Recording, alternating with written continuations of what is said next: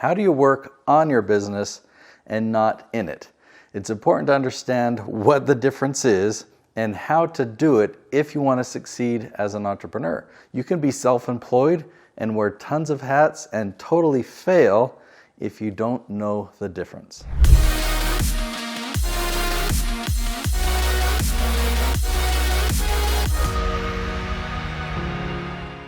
So working on your business versus working in it, it's kind of been a cliche conversation, so I want to change the words just so you can understand it differently. We can compare it to creating systems versus running systems. If you're an entrepreneur, then you create systems, you do not run them. If you run them, you've just created a job. So yeah, you're the boss, but you're also the employee, and you've really just added a lot of stress to the job versus if you work for somebody else. And yeah, there's more income potential, but there's a much better way of doing this. Now, the first discussion we need to have is you need to be okay with not doing it yourself. I mean, there's this supposed virtue out there that, yeah, if I'm gonna do it right, I've gotta do it myself. I'm just gonna tell you right now, you have to throw that opinion or that belief out the window. Just get rid of it altogether. I know that you are an artist. I know that you're a genius, that you're brilliant, that you do the job right. You've learned for years, you perfected your systems,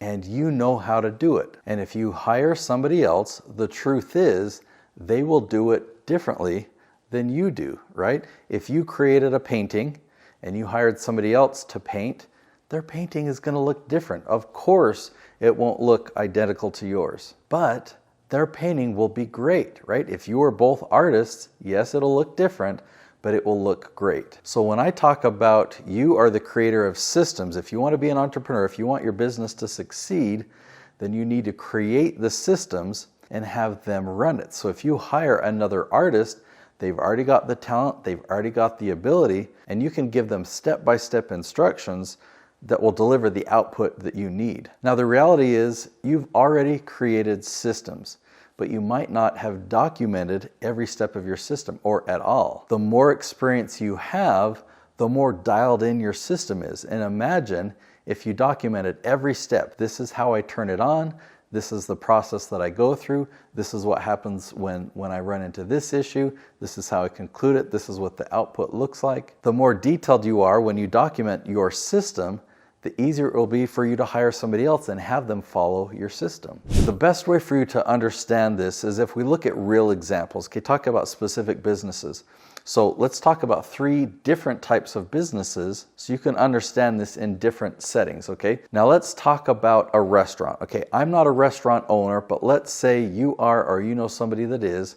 And first of all, they started working in the restaurant business. Maybe they are one of the cooks, okay? So they cook the food and they see what people like and what they don't like. Maybe they've also worked as a waiter or a busboy or the receptionist. My daughter works at Domino's Pizza and she's worked her way up in leadership and is going for the manager position. My son actually rode his bike to the Domino's yesterday and was watching her. He ordered something small and then was just watching her to kind of tease her. Well, he came back and said, she's really good at making pizzas. He described how fast she was, how she could spin the dough, and how quickly she could put together a pizza. So one day, what if my daughter decides, I know how to run this pizza business. Look how good I am at making pizzas. I'm going to start my own pizza company. One thing I want to point out is the owner, the business owner of that pizza restaurant, isn't there making the pizzas.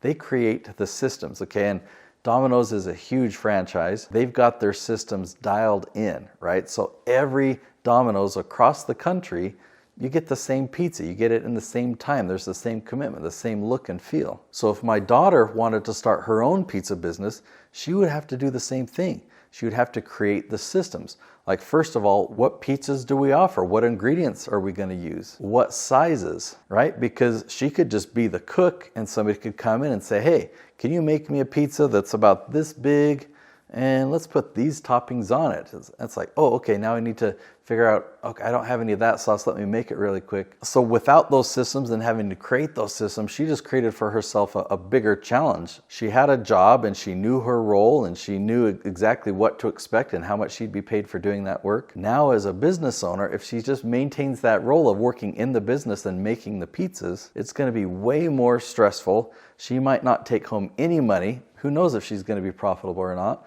And then when she goes home at night, she's going to be thinking about it and stressing about it.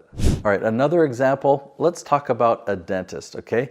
I used to think that I wanted to be a dentist. I got a degree in human biology, but that's a topic for another conversation. As a dentist, are they working in their business or are they working on their business? Are they creating systems or are they running the systems? Okay, a dentist is kind of a mixture of both because they do drill and fill the teeth.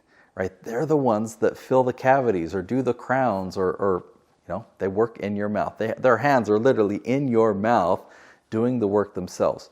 But they do hire dental assistants and dental hygienists and receptionists that the dentist creates the system.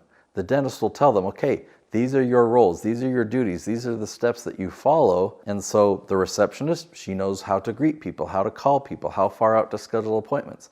The assistant knows how to get you ready and how to take x-rays, and the hygienist knows how to clean your teeth. And they do all things to get ready for the dentist so the dentist can come in and fulfill that role. If a dentist truly wanted to be a business owner versus just being self-employed, he would actually hire other dentists to take his seat. How many dental practices have you seen where there's actually multiple dentists at one practice? You see, that's very smart for the owner of that business. He can hire in other dentists and he can train that dentist how to run the systems that he's figured out. All right, the third example is from my own business, right? I have a video production company. I produce over 50 different YouTube channels. Now, I used to be the guy behind the camera and I used to be the editor and do the editing. There's no way that I could produce 50 different YouTube channels that way. So how did I do it? Well, I did it by working on my business instead of in. In my business means I'm behind the camera and I'm in the editing software, but working on my business is making decisions about what software do we use in what situation, how do we do it, how do we set up the template. Maybe I create the template and then give it to an editor that I hire and say, start with this template and edit like this. Here's the assets. And then I train my filming team. Here's where you put the files so that the editing team can access them. So ultimately, I have a client that pays for an end product, right? An end result, videos or something on YouTube in my case. And so when I'm working on my business, I create all the steps and all the instructions to get from start to finish, and I hire other people and I train them on how to do it. Now, in the beginning, training someone to follow the system that you've been running, it takes longer than you just doing it yourself. That's expected, okay? Expect that when you're training somebody, yes, in the beginning, it takes longer than if you were just to do it yourself. But eventually they'll get better, they'll learn your system, and you can take a step back, and eventually you don't have to do it at all. I don't do any editing. I haven't done any editing for years, and yet I'm the producer for over 50 different YouTube channels. So if you found value in this content and learning how to be a tactical entrepreneur, I recommend you subscribe. And if you're interested in learning my YouTube strategy and how to succeed in generating leads from YouTube, then go to my main channel, which is called Nate Woodbury.